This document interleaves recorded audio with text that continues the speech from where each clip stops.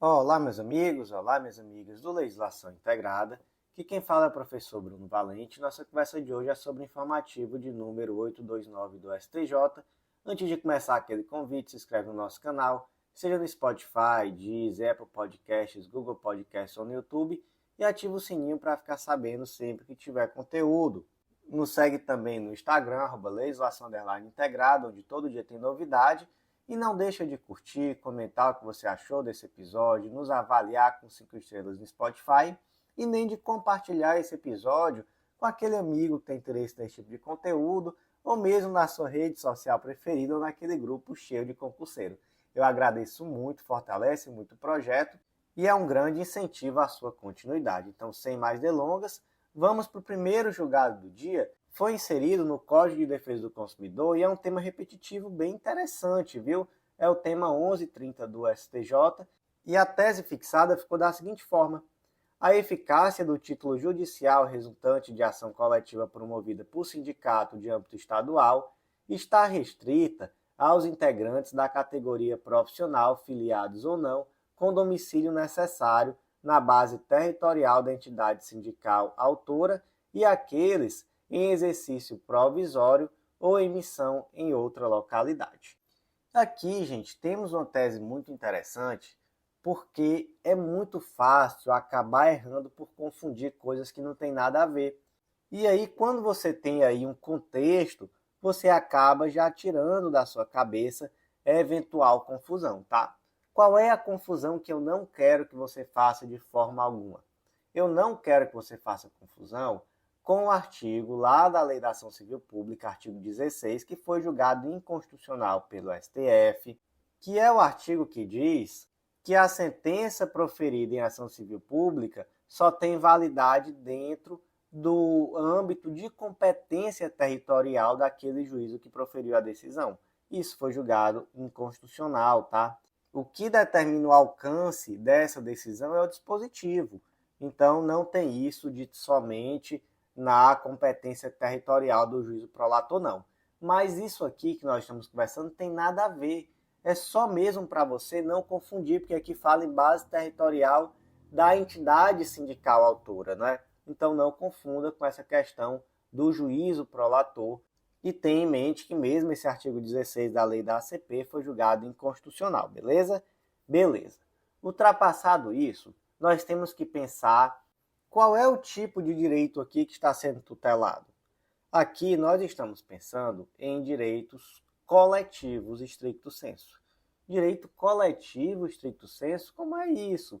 Gente, nós temos, os direitos difusos, coletivos e individuais homogêneos. E o efeito da sentença proferida nessa ação coletiva vai depender do tipo de direito tutelado. Então, se é um direito difuso, aí o efeito é erga omnes, exceto se o julgado for por improcedência, por insuficiência de provas. Se for aqui um direito coletivo, aí o efeito é ultra partes, limitado ao grupo, categoria ou classe, salvo improcedência por insuficiência de provas também. E no caso de direito individual homogêneo, eficácia erga omnes apenas no caso de procedência do pedido para beneficiar todas as vítimas e seus sucessores. No caso aqui, gente, é direito coletivo, nós estamos falando de sindicato. Então, se estamos falando de sindicato, nós falamos de uma categoria específica, são direitos desse grupo, dessa classe, dessa categoria. Então, o efeito é ultra partes, limitando a quem? Ao grupo, categoria ou classe. Esse é o ponto-chave aqui desse julgado, tá bom? Então, olha só. Vamos imaginar aqui um exemplo didático.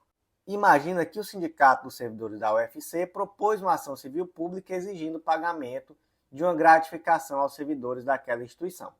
A ação foi julgada procedente e transitou em julgado. Beleza? Beleza.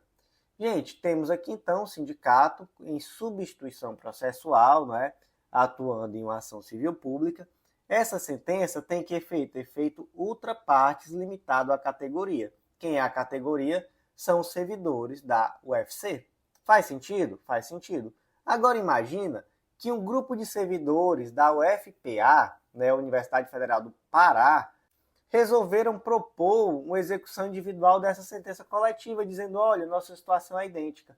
Então, na verdade, nós também queremos ser beneficiados por essa sentença coletiva. Gente, isso é possível? Não, isso não é possível. E é basicamente isso que foi decidido, tá? Nós pensamos aqui em ação coletiva proposta por sindicato. Qual o efeito? Ultra partes limitado à categoria. O sindicato aqui, ele é limitado à categoria dos servidores públicos da Universidade Federal do Ceará. Então, essa é a categoria, entendeu? Nem mesmo se fosse, por exemplo, os servidores da Universidade Federal do Cariri, que é outra universidade federal que está lá no Ceará. Nem mesmo esses servidores seriam beneficiados. Não tem nada a ver com o local, com o estado, com a cidade, não. A questão é que essa ação foi em substituição processual dos servidores da Universidade Federal do Ceará. Deu para entender? Eu penso que sim, né? Eu acho que com esse exemplo fica mais claro, né? Nós conseguimos perceber que essa sentença coletiva ela está restrita aos indivíduos que são do sindicato. Ah, precisa ser sindicalizado? Não precisa, tá, gente? Não é preciso que esse servidor seja sindicalizado, porque é a hipótese de substituição processual, então beneficia toda a categoria, tá bom? Então, se a gente for pensar, por exemplo, que fosse uma ação do Sindicato dos Comerciários do Estado do Ceará em benefício da categoria, aí, um comerciário lá do estado do Maranhão poderia ser beneficiado? Não. Por quê? Porque nós temos aqui uma associação, né, que no caso um sindicato, que é de âmbito estadual, que está em substituição processual tão somente da sua base. Né? Então, que sindicato que poderia propor uma ação que teria um efeito, né, a nível nacional seriam aqueles sindicatos de caráter nacional. Então, nós podemos ter, por exemplo, as confederações, enfim, todo o sistema sindical tem um desenho próprio que passa por sindicatos, federações, confederações. Então, temos associações aí em âmbito nacional e que podem, sim, propor ações civis públicas que vão ter efeitos, não é, em uma base territorial muito maior. Mas, nesse caso aqui, temos o sindicato de âmbito estadual, beleza? Então, como é que ficou o tema repetitivo? Tema 1130. A eficácia do título judicial resultante da ação coletiva promovida por sindicato de âmbito estadual está restrita aos integrantes da categoria profissional filiados ou não com domicílio necessário na base territorial da entidade sindical autora e aqueles em exercício provisório ou em missão em outra localidade. O próximo julgado de hoje foi inserido na Lei de Execução Fiscal, Lei número 6830 de 80, e é mais um tema repetitivo, é a tese de tema 1229 do STJ. À luz do princípio da causalidade, não cabe fixação de honorários advocatícios na exceção de pré-executividade acolhida para extinguir a execução fiscal em razão do reconhecimento da prescrição intercorrente prevista no artigo 40 da Lei 6830 de 80. Então vamos lá, primeiro ponto. O que é essa prescrição intercorrente? Gente, é a prescrição que ocorre após a propositura da execução. Então, a Fazenda Pública propôs a execução fiscal, passou um bom tempo e não foi possível localizar nenhum bem, aí vai ocorrer a prescrição intercorrente. Que prazo é esse? Vamos lá. Começou a execução fiscal, tentou-se de todo jeito, não localizou nenhum bem para penhorar. O que acontece? Suspende essa execução fiscal por um ano. Onde é que está isso? Artigo 40, parágrafo 2º. Passou esse um ano, aí volta a correr, né, ou melhor, começa a correr o prazo da prescrição, que é de 5 anos. Também, gente, sobre o ponto, súmula 314 do STJ, beleza? Beleza. Agora imagina assim, a Fazenda Pública propôs execução fiscal, não localizou nenhum bem. Aí passou esse ano da suspensão, passou 5 anos, prescreveu. Muito tempo depois, a Fazenda Pública localiza um determinado bem. Aí, o indivíduo que teve seu bem penhorado, já muito tempo depois da prescrição intercorrente, ele faz o quê? Ele apresenta uma exceção de pré-executividade, dizendo que, na verdade, esse valor que está sendo cobrado já está prescrito. Vai ser julgada procedente, não vai? Vai. Pergunta-se, a Fazenda Pública vai ser condenada em honorários? Gente, não vai. Por que não vai? Porque nesse caso concreto houve a prescrição intercorrente e não foi a Fazenda Pública que deu causa a essa prescrição intercorrente, tá? Quem deu causa foi a pessoa, né? A pessoa que teve seu bem executado e não pagou, né? Então é necessário observar o princípio da causalidade nesses casos. O mesmo valeria, tá, gente, se fosse uma execução proposta entre pessoas, né, particulares. Mesma coisa. Quem dá causa à prescrição intercorrente não é o exequente, né? O exequente está ali buscando o seu crédito. Então, nesses casos, não há condenação em honorários. Então, como é que ficou o tema 1229? À luz do princípio da causalidade, não cabe fixação de honorários advocatícios na exceção de pré-executividade acolhida para extinguir a execução fiscal em razão do reconhecimento da prescrição intercorrente prevista no artigo 40 da Lei 6830 de 80. Próximo julgado de hoje foi inserido no Código Tributário Nacional e é mais uma tese repetitiva, tema 1234 do STJ, e a tese ficou da seguinte forma: diante do disposto no artigo 130, parágrafo único do Código Tributário Nacional, é inválida a previsão em edital de leilão atribuindo responsabilidade ao arrematante pelos débitos tributários que já incidiam sobre o imóvel até a data da alienação. Imagina assim, o Joãozinho adquiriu um determinado imóvel em leilão. E aí, imagina que esse imóvel tinha ali um débito de IPTU atrasado, tinha taxa do lixo, enfim, tinha alguns tributos aí que estavam atrasados em relação a esse imóvel. Pergunta se o Joãozinho pode ser responsabilizado por, além de pagar o valor que ele pagou na asta pública para adquirir o imóvel, por também pagar esses tributos que estão atrasados e que incidem sobre esse patrimônio?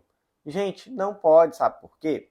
Porque o artigo 130 do Código Tributário Nacional, mais especificamente o parágrafo único desse artigo, diz que na arrematação em asta pública, a subrogação desses valores, né, referentes a taxas, tributos aqui em geral, ocorrem sobre o preço que foi pago na arrematação. Então, é esse valor que foi pago na arrematação que tem que ser utilizado para quitar todos esses débitos anteriores. Qual o objetivo desse dispositivo? É tornar um pouco mais vantajoso adquirir bem em asta pública, porque senão a pessoa fica sem previsibilidade, né? Ele adquire ele na asta pública, ele vai pagar aquele determinado valor e eventualmente ainda pode aparecer outros valores para ele pagar, e aí fica totalmente sem previsibilidade. Então não, imagina aí que tem um IPTU, tem uma contribuição de melhoria, tem, enfim, alguma taxa em virtude de serviço público, então taxa do lixo, tudo isso vai estar subrogado no respectivo preço. Muito diferente do que acontece se você adquirir esse imóvel de um particular, né? Então, se eu adquiro, nós temos que lembrar que se tratam de obrigações que são ambulatórias. Então, essas obrigações passam para quem está adquirindo. É mesmo que casar, né? Casar você traz junto o cunhado, traz junto o sogro. Quando você compra um imóvel, você também traz junto o débito condominial, o IPTU atrasado, tudo vem junto com o imóvel. Mais uma exceção é quando você adquire em asta pública. Aí realmente a subrogação de todos esses valores já é no preço que foi pago, tá? Então, tema 1134 do STJ. Diante do disposto no artigo 130, parágrafo único do CTN, é inválida a previsão em edital de leilão atribuindo responsabilidade ao arrematante pelos débitos tributários que já incidiam sobre o imóvel na data de sua alienação. Só para finalizar, tá, gente? Um ponto que eu acabei não trazendo. Se houver cláusula em sentido contrário no edital do leilão, essa cláusula é inválida, tá? É exatamente isso que está dizendo aqui o tema 1134 do STJ. Próximo julgado da Corte Especial do STJ, foi inserido no Código de Processo Penal destaque da seguinte forma: o requerimento ministerial de arquivamento de inquérito ou procedimento investigatório criminal fundamentado na extinção da punibilidade ou atipicidade da conduta exige do Judiciário uma análise meritória do caso, com aptidão para a formação de coisa julgada material com seu inerente efeito preclusivo, não se aplicando às disposições do artigo 18 do CPP. Então vamos lá, vamos primeiro para a regra e depois vamos para a exceção. Tá? A regra é o artigo 18. Depois de ordenado o arquivamento do inquérito pela autoridade policial, por falta de base para a denúncia, a autoridade policial poderá proceder a novas pesquisas se de outras provas tiver notícia. Então, olha só, o inquérito foi arquivado por falta de base para a denúncia. Pode, em algum momento, esse inquérito ser desarquivado e apresentar-se a denúncia? Em regra, sim, não é? Pode. Por quê? Porque o que é falta de base para a denúncia? Gente, pode ser, por exemplo, ausência de provas. Então, não conseguiu se demonstrar a materialidade do crime. Então, imagina que uma pessoa desapareceu, todo mundo acha que ela foi assassinada, mas nunca se encontrou o corpo, qualquer vestígio, qualquer prova, indício, né, melhor dizendo, de que ela de fato foi assassinada. Então não se encontrou materialidade. Ou então se encontrou o corpo, mas ninguém faz ideia de quem assassinou. Então temos aqui a ausência de demonstração da autoria. Mas imagina que alguns anos depois do inquérito já arquivado, se descobriu quem matou, ou se encontrou o corpo, enfim, se conseguiu indícios muito mais fortes, não é, de que de fato esse crime aconteceu e de quem poderia ter sido o autor. O que se faz? Se desarquiva, não é?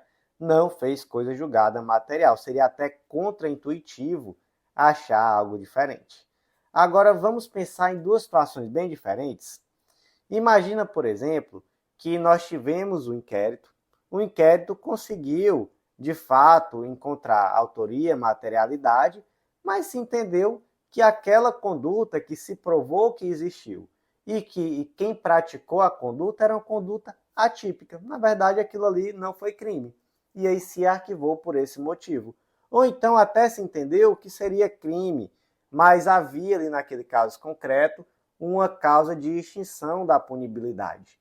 E aí nesses casos, gente, nós temos uma decisão que é meritória, não temos? Temos, olha, se reconheceu a existência do fato, se reconheceu a autoria, mas também se reconheceu que era um fato atípico ou que essa pessoa estava ali amparada por uma excludente de punibilidade.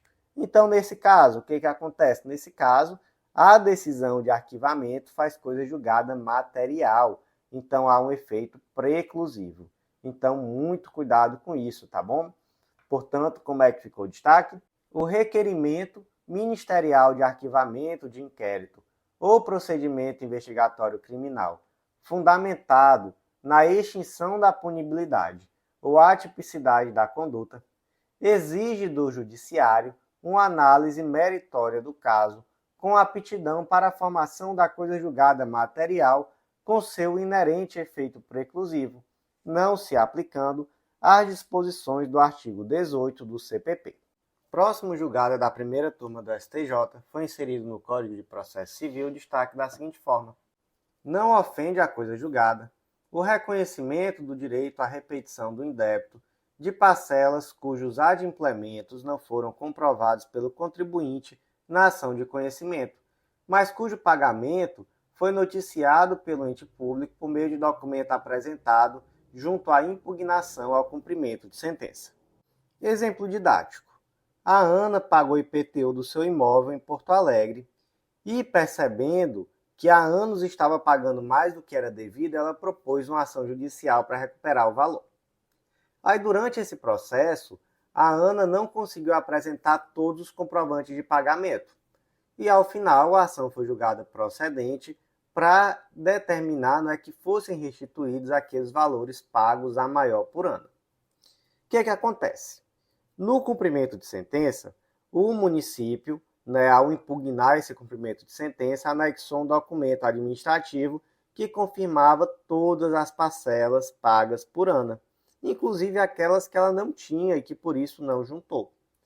E aí vem a pergunta: no cumprimento de sentença, pode ser determinada a restituição de todos os valores pagos a maior de acordo com a documentação que o município trouxe, que é uma documentação mais completa, mesmo, né, que alguns desses comprovantes não estivessem no processo durante a fase de conhecimento? Gente, sim. Por quê? Porque nesse caso concreto, o dispositivo da sentença foi a determinação de devolução de todos os valores pagos a maior. E aí a própria documentação que o município trouxe foi apta a comprovar quanto foi pago a mais, independentemente de se eram parcelas que foram comprovadas ou não durante a fase de conhecimento. Beleza? Beleza. Então, tudo isso está englobado pelo dispositivo da sentença, não é? E há uma documentação no cumprimento de sentença que permite arbitrar de forma correta qual é o valor devido. Então, nenhum problema em relação a isso. Como é que ficou então o destaque?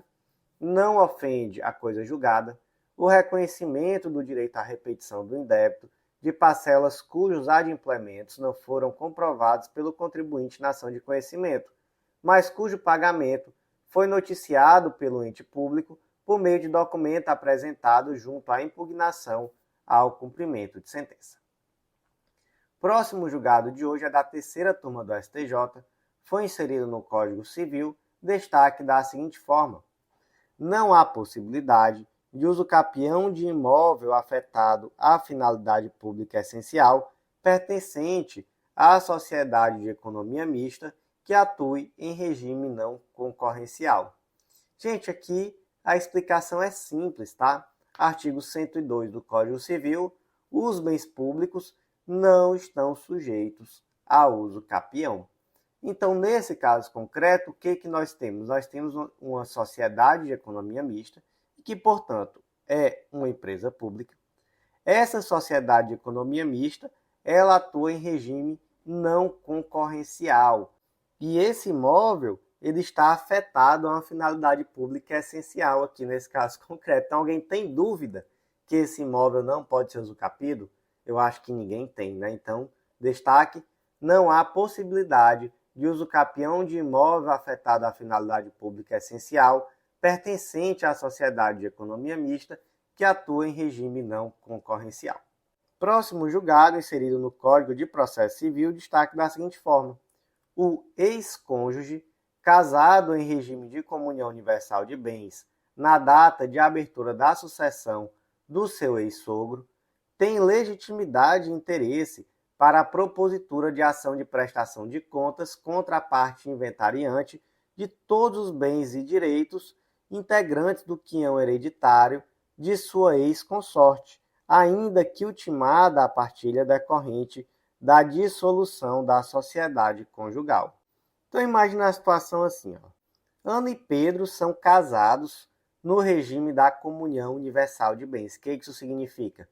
Que tudo o que Ana e Pedro têm são patrimônio conjunto. Então, em um eventual divórcio, tudo vai entrar na meia-ação. E aí imagina que o pai da Ana é muito rico e o pai da Ana veio a falecer. Ana vai herdar, não vai? E como é que fica a situação do Pedro? Gente, nesse caso, haverá comunicação de todos esses bens, salvo se algum deles estiver gravado com cláusula de incomunicabilidade. E mesmo nesse caso, podem ser partilhados os frutos, tá? Então, por exemplo, foi herdado um determinado imóvel com cláusula de incomunicabilidade. O imóvel não comunica, mas o aluguel comunica. Então, os frutos comunicam, beleza? Tá bom. Agora imagina que a Ana e o Pedro, na verdade, já estavam brigando, já estavam ali pensando em se separar, em se divorciar, né, melhor dizendo. E aí, o pai da Ana morreu e pouco tempo depois a Ana e o Pedro se divorciaram. Gente, o que acontece aqui? O Pedro vai continuar sendo beneficiado pela herança? Gente, vai, sabe por quê? Que vocês lembram que existe um princípio lá no direito sucessório que é o tal do princípio da Saizine, não é? Que é um princípio pelo qual a herança se transmite tão logo à abertura da sucessão. E quando é que há essa abertura? No momento da morte. Então, há uma ficção jurídica, né, que decorre desse princípio, que é assim: o indivíduo fechou o olho, morreu, no mesmo instante, todo o patrimônio dele passou para os herdeiros. Passa inicialmente como um todo indivisível, não é? E aí só vai haver a divisão, a individualização de cada um desses bens após o inventário e a decorrente partilha desses bens, beleza? Beleza. Então, olha só, não importa se ainda não houve partilha. Se primeiro o pai da Ana faleceu e só depois o Pedro se divorciou, o Pedro vai ser meeiro com a Ana em relação a esses bens. Então, dessa forma, ele tem interesse jurídico na condução desse inventário, né? Então, ele pode intervir nesse inventário. Ele pode, então, por exemplo, propor uma ação de prestação de contas contra a parte inventariante. Para quê? Para verificar se, de fato, a partilha desses bens está sendo feita de forma correta. Por quê? Porque ele tem interesse grande, né, nesse caso. Então, como é que ficou o destaque? O ex-cônjuge, casado no regime da comunhão universal de bens na data da abertura da sucessão do seu ex-sogro, tem legitimidade e interesse para a propositura de ação de prestação de contas contra a parte inventariante de todos os bens e direitos integrantes do quião hereditário de sua ex-consorte, ainda que ultimada a partilha decorrente da dissolução da sociedade conjugal. Próximo julgado, inserido na Lei do Parcelamento do Solo Urbano, destaque da seguinte forma: a compra e venda de lote não registrado é nula, independentemente de ter sido firmada entre particulares que estavam cientes da irregularidade do imóvel no momento do negócio jurídico. Gente, por que é nulo? Vamos lá. Porque o que diz o artigo 37 da Lei 6766 de 79, que trata sobre parcelamento do solo urbano? É vedado vender ou prometer vender parcela de loteamento ou desmembramento não registrado. Gente, olha só, não é só que seja proibido não, tá? É que em muitos casos é até mesmo crime. Tá lá no artigo 50 da Lei 6766. Então, por exemplo, dar início a um loteamento sem autorização, isso é crime. Assim como é crime veicular uma proposta fraudulentamente alegando que aquele desmembramento, aquele loteamento é regular, tudo isso é crime, tá? Reclusão, não é apenas reclusão de 1 a 4 anos, além de multa. E, gente, dar início ao loteamento de forma irregular é crime. Então, se a pessoa vendeu esse imóvel que foi irregularmente loteado, claramente ele cometeu um crime, não é? Então, esse contrato ele é nulo de pleno direito. Não importa se as duas partes souberam, até porque, como eu já disse, não é? Em determinados casos, isso pode até mesmo vir a ser um ilícito penal. Professor, mas que exagero, por que isso? Gente, porque quando se faz loteamento irregular, isso pode ter um efeito social e ambiental muito grave, não é? Isso prejudica toda a organização da cidade. Então, de fato, é nula de pleno direito essa compra e venda. Então, como é que ficou o destaque? A compra e venda de lote não registrado é nula, independentemente de ter sido firmada entre particulares que estavam cientes da irregularidade do imóvel no momento do negócio jurídico. O próximo julgado é da 4ª turma do STJ, foi inserido na Lei dos Planos de Saúde, Lei nº 9656 de 98, destaque da seguinte forma: ao ex-empregado aposentado deve ser garantido o mesmo modelo de custeio e valor de contribuição aplicados aos servidores ativos de plano de saúde coletivo, devendo os inativos pagarem integralmente as contribuições. Então imagine uma situação assim, ó, o Joãozinho, ele era empregado de uma determinada empresa muito grande, empresa multinacional. E todos os empregados dessa empresa tinham direito a um plano de saúde, que era um plano de saúde coletivo, que a empresa arcava com parte do valor e o empregado com a outra parte. Era um plano muito bom, né? Acontece que muitos anos depois, imaginei que passou 20 anos o Joãozinho com esse plano de saúde, ele um dia se aposentou. E aí pergunta, o Joãozinho tem direito a continuar com esse plano de saúde? Gente, a resposta é sim. Está previsto lá no artigo 31 da Lei dos Planos de Saúde. Agora ele tem que ter contribuído pelo prazo mínimo de 10 anos.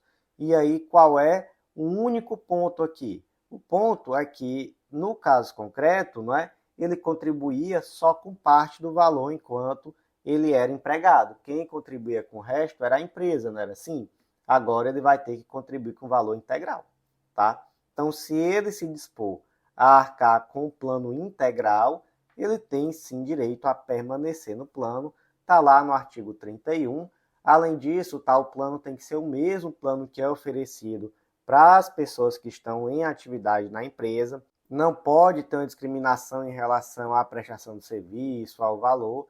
Claro que é possível uma diferenciação de valor por faixa etária, tá? Mas aí isso vai se aplicar de forma comum, tanto aos ativos quanto aos inativos. Temos, inclusive, um tema repetitivo, tema 1034 do STJ, cujo teor completo está lá no material escrito. Então, como é que ficou o destaque? Ao ex-empregado aposentado, deve ser garantido o mesmo modelo de custeio e valor de contribuição aplicado aos beneficiários ativos do plano de saúde coletivo, devendo os inativos pagarem integralmente as contribuições. Próximo julgado inserido no Código de Processo Civil destaca da seguinte forma: reconhecida a impenhorabilidade do bem de família nos embargos à execução opostos pelo devedor, são devidos honorários advocatícios pelo credor embargado que se opõe a pedido de exclusão da penhora deste bem. Então imagine uma situação assim, ó, o Joãozinho propôs uma ação em face da Maria. E aí já está em fase de execução, tá, na verdade, e um determinado bem da Maria, uma casa, foi penhorada. O que a Maria faz? Ela vai lá e peticiona dizendo: seu juiz, é minha casa que eu moro, é meu bem de família. Por favor, afaste essa penhora, porque há uma impenhorabilidade que decorre da Lei 8.009 de 90, é meu bem de família. Nesse momento, o Joãozinho tem duas atitudes que ele pode tomar, né? Ele pode simplesmente aceitar, ou ele pode se opor, inclusive apresentando recurso em face da decisão do juiz que defere esse pedido, né, para retirar a penhora. E aí, gente, dentre essas situações, quando haverá a necessidade do Joãozinho pagar honorários de sucumbência? Vamos lá. Primeiro, imagina assim, o Joãozinho simplesmente aceitou que o bem é impenhorável mesmo. Ele paga honorários? Não, ele não paga. E quando que ele paga? Ele paga quando ele não aceitar. E mesmo assim for julgado improcedente, né, esse pedido dele. Então, por exemplo, se ele recorre, nesse recurso vai ser fixada a verba honorária, em virtude desse reconhecimento da impenhorabilidade, já que, de fato, aqui nesse caso, o Joãozinho foi resistente a essa exclusão do bem. E, gente, tem também uma decisão da quarta turma que faz um distinguish que é bem interessante, que diz assim, olha, o executado ele pode alegar a impenhorabilidade de um imóvel que é bem de família de duas formas. Ele pode apresentar uma simples petição no processo e ele pode apresentar embargos. Se for uma simples petição no processo, aí não há processo novo, não vai ter extinção do processo em virtude da exclusão desse bem, então, nesse caso, não se fala em honorários de sucumbência para nenhuma das partes. Agora, se ele apresenta embargos, aí é uma nova ação, né? E como é uma nova ação, vai haver nessa ação a fixação de honorários. Então, também existe essa distinção que é feita pela quarta turma do STJ. E aí, gente, como é que fica mais ou menos no final das contas esse desenho? Fica mais ou menos assim, ó. Se for embargo, sempre vai ter honorários, né? Porque aí se trata de uma nova ação. Agora, caso se trate de uma simples petição, aí já não deve haver fixação de honorários. Portanto, como é que ficou o destaque? Reconhecida a impenhorabilidade do bem de família nos embargos à execução opostos pelo devedor, são devidos honorários advocatícios pelo credor embargado que se opõe ao pedido de exclusão da penhora deste bem. Antes de seguir em frente, aquele convite muito especial para você que vem sempre aqui, mas ainda não é nosso assinante, aproveita a Black Friday e assina o Clube da Lei, o clube de membros que te dá acesso a todos os nossos materiais de lei seca e jurisprudência e aos planos de leitura, inclusive focados nos editais específicos. Então, tudo que você precisa mesmo para organizar seus estudos de lei seca e jurisprudência com muita estratégia e garantindo daqui para frente uma continuidade de estudo. Então, vem fazer parte, o valor é super acessível e nesse mês de novembro você ainda leva de graça o Mapa do Aprovado, o curso que te ensina a estudar, que com ele você vai aprender a organizar um plano de estudos totalmente focado na sua realidade, com muita autonomia e estratégia. O último convite, vem conhecer a editora integrada, vem publicar com a gente, você vai ver que é mais fácil do que você imagina e vai ser um baita diferencial em prova de títulos, com certeza absoluta. Chama a gente no WhatsApp que nós vamos lhe ajudar a publicar aquele seu livro, que pode ser muitas vezes uma monografia, um TCC. E um último recado, se você faz acompanhamento de mentoria ou algo do tipo, conta para o seu professor que agora o Legislação Integrada tem parceria com mentores. Então, por meio dessa parceria, nós fornecemos o material de lei seca e jurisprudência que vai ser bem adaptado dentro da sua realidade de estudos pelo seu professor. Gente, essa proposta tem dado muito certo, já temos centenas de alunos do Brasil que estão usando o material dessa forma, através de seus professores que utilizam o nosso material na hora de organizar o plano de estudos, fazendo isso de uma forma bem contextualizada, integrando todos os pilares do estudo. Então, indica para o seu professor, diz para ele conversar com a gente, que nós passamos de uma forma mais detalhada como é que funciona. Então, seguindo em frente, vamos para os julgados da 5ª turma do STJ, e o primeiro julgado de hoje foi inserido no Código Penal, destaque da seguinte forma: o motorista de van escolar, ao cometer o crime de estupro de vulnerável contra criança ou adolescente sob sua vigilância, está sujeito à causa de aumento de pena prevista no artigo 226, inciso 2 do Código Penal, devido à sua posição de autoridade e garantidor da segurança e incolumidade moral das crianças. Então, gente, aqui uma situação terrível, né? A situação daquele indivíduo que é motorista de van escolar e que abusa da criança que está transportando. E aí, gente, nesse ponto nós temos que pensar que lá no artigo 226, inciso 2, que é um artigo que está lá no capítulo que trata das disposições gerais sobre os crimes contra a dignidade sexual. Portanto, se aplica a todos os crimes lá do título 6, que são os crimes contra a dignidade sexual, beleza? Beleza, inclusive o crime de estupro de vulnerável, tá? E aí, veja só, esse artigo traz que a pena é aumentada da metade se o agente é ascendente, padrasto, madrasta, tio, irmão, cônjuge, companheiro, tutor, preceptor, curador ou empregador da vítima, ou a qualquer outro título tiver autoridade sobre ela. E aí é esse ponto, não é? O motorista de van escolar, a algum título, tem autoridade sobre a criança que foi por ele abusada? Gente, com certeza absoluta, né? Com certeza absoluta. Da mesma forma, se fosse, por exemplo, um professor, se fosse, por exemplo, um monitor, não é? Gente, aqui é uma relação de extrema confiança, né? Quando você entrega um filho para ser transportado por um terceiro, e esse terceiro, ele certamente, naquele contexto, ele tem autoridade sobre aquelas crianças que estão ali sendo transportadas. Então, essa causa de aumento de pena se aplica sim ao motorista de van escolar. Então, destaque: o motorista de van escolar, ao cometer o crime de estupro de vulnerável contra criança ou adolescente sob sua vigilância, está sujeito à causa de aumento de pena prevista no artigo 226, inciso 2 do Código Penal, devido à sua posição de autoridade e garantidor da segurança e incolumidade moral das vítimas. Próximo julgado inserido no Código de Processo Penal, destaque da seguinte forma: a continuidade delitiva não impede a celebração do acordo de não persecução penal. Professor, mas eu não entendi esse debate não. Por que seria uma causa que afastaria a NPP? Não está previsto na lei isso não, realmente não está não. Mas qual foi o argumento aqui utilizado pela acusação? O argumento de que se há uma continuidade delitiva é porque haveria em algum nível habitualidade. E aí, gente, olha só, quais são os requisitos para a apresentação do acordo de não persecução penal? Confissão formal e circunstanciada, crime sem violência ou grave ameaça com pena mínima inferior a 4 anos, além de que o acordo deve ser necessário e suficiente para a reprovação e prevenção do crime. Além disso, quando é que não cabe?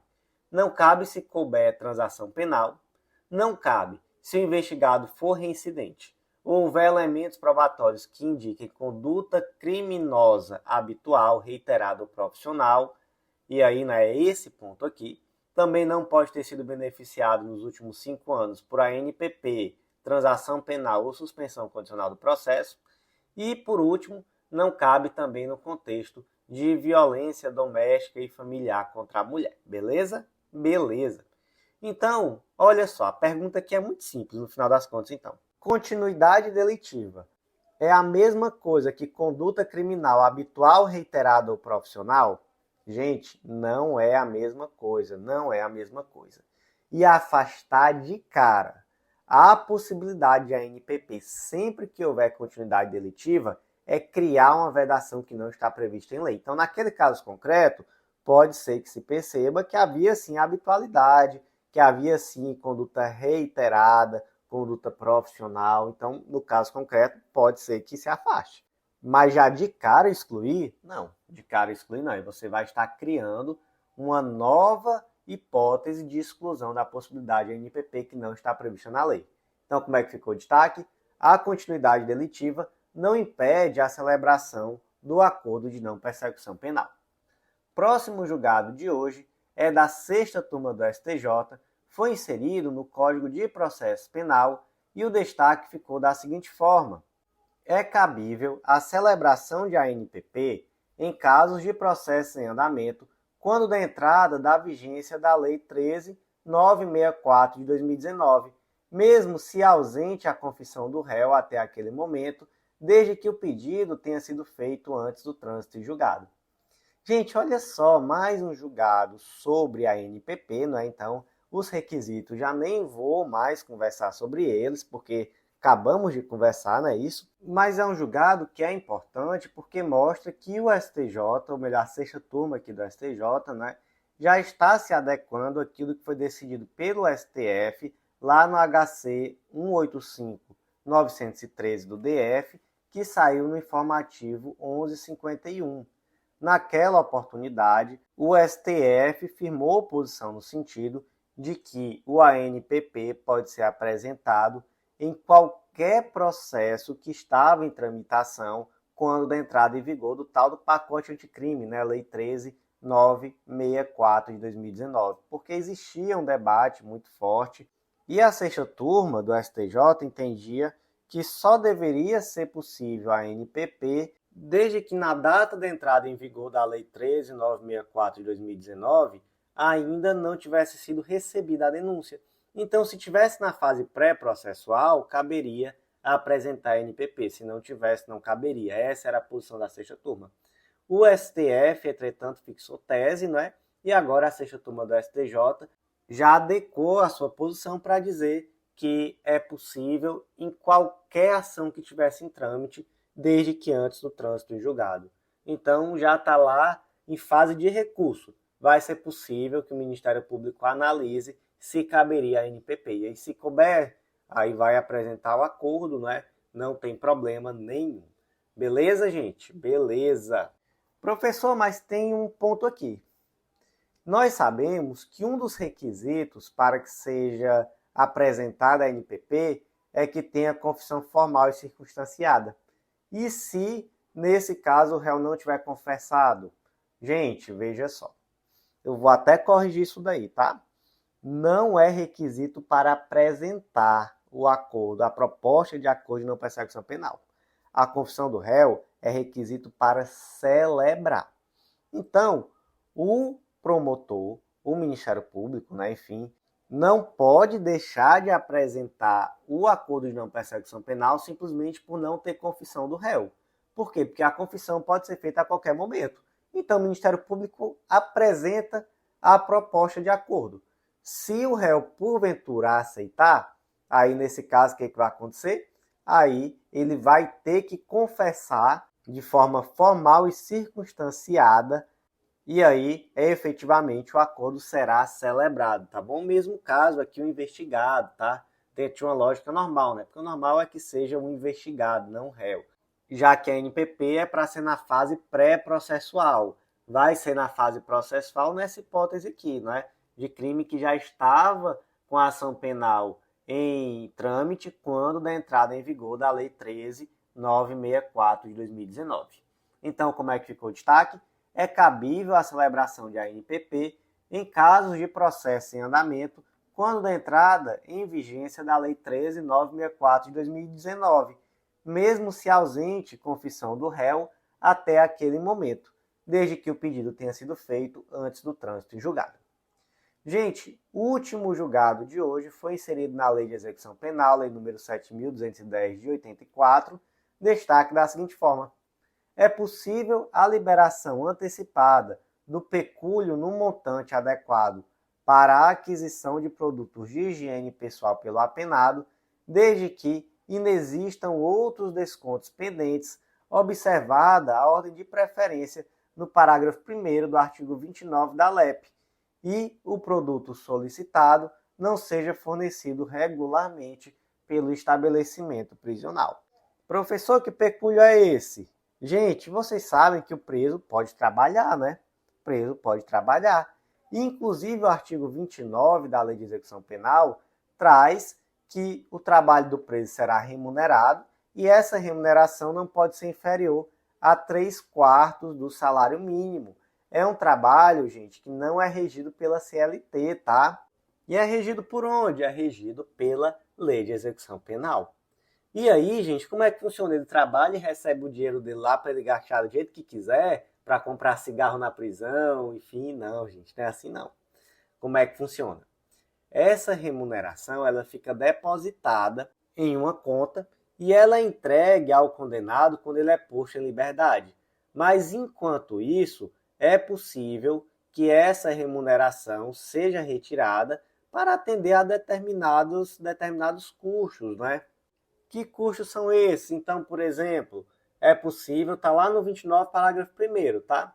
É possível que parte seja utilizado para indenizar os danos causados pelo crime, também para assistência à família, para pequenas despesas pessoais e até mesmo para ressarcimento do Estado de despesas realizadas com a manutenção do condenado. E aí tem uma proporção a ser fixada, tá? Até mesmo para esse último valor aqui. Beleza, então parte desse valor pode ser utilizado para pequenas despesas pessoais. Aí, gente, eu vou fazer uma pergunta aqui que pode parecer besta. Usar parte desse valor para comprar material de higiene, quando esse material não é fornecido pelo estabelecimento prisional, é uma pequena despesa pessoal válida? Claro que é, né, gente? Pelo amor de Deus, a pessoa não tem direito de comprar um sabonete, uma escova de dente, uma pasta de dente quando isso não for fornecido. É claro que pode ser utilizado para isso, né? Então esse é o ponto, tá?